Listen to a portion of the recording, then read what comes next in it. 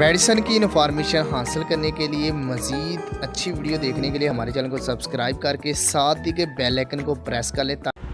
नहमदुहु व नुसल्ली अला रसूलिहिल करीम, अम्मा बाद। अस्सलाम वालेकुम दोस्तों, उम्मीद है सब खैर वाफियत से होंगे। आज हम बात करेंगे अक्सीर अल-कासिर रया और कब्ज़।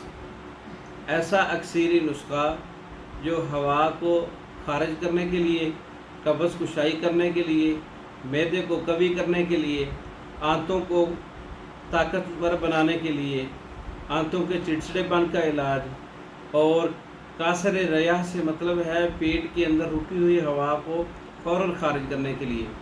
बाज़ मरीज़ ऐसे हैं उनको रया बहुत तकलीफ़ देती है, पेट में घूमती फिरती रहती है, कभी इधर कभी उधर, और आवाज़ें अजीब किस्म की आवाज़ें आती हैं। तो वो रया का इखराज, हवा का इखराज नहीं होता। ऐसे मरीज़ों के लिए जिनको शदीद कब्ज़ होती है, उनको कब्ज़ कुशाई की ज़रूरत होती है। शदीद तरीन और दायमी कब्ज़ के लिए बेहतरीन नुस्खा है अक्सीर कासर रया और कब्ज़। इसका नुस्खा नोट कर लें। खार भंग, खार नक चिकनी, खार पुदीना, खार मूली, खार बरगे कटाई, सब चीज़ें ये 20-20 ग्राम लेनी है। अजवाइन, 7 अजवाइन 10 ग्राम लेना है। तमाम दवाओं को अच्छी तरह से खरल करके मिसले गुबार करके सफ़ूफ तैयार कर लें।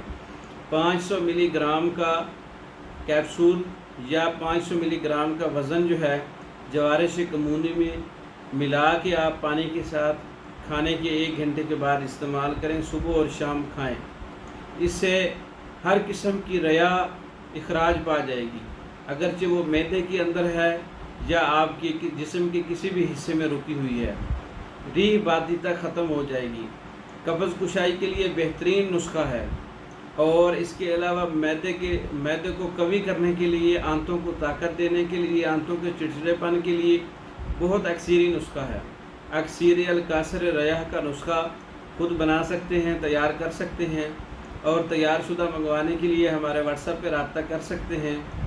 हमारी हर किस्म की मेडिसन, मुकम्मल कोर्सेज़, मुकम्मल नुस्खाजात टेबलेट की शक्ल में, कैप्सूल फॉर्म में या पाउडर की शक्ल में, पैकिंग अच्छी से अच्छी पैकिंग की सूरत में आप मुकम्मल कोर्सेज़ पाकिस्तान और दूसरे ममालिक में बज़रिया डाक मंगवा सकते हैं।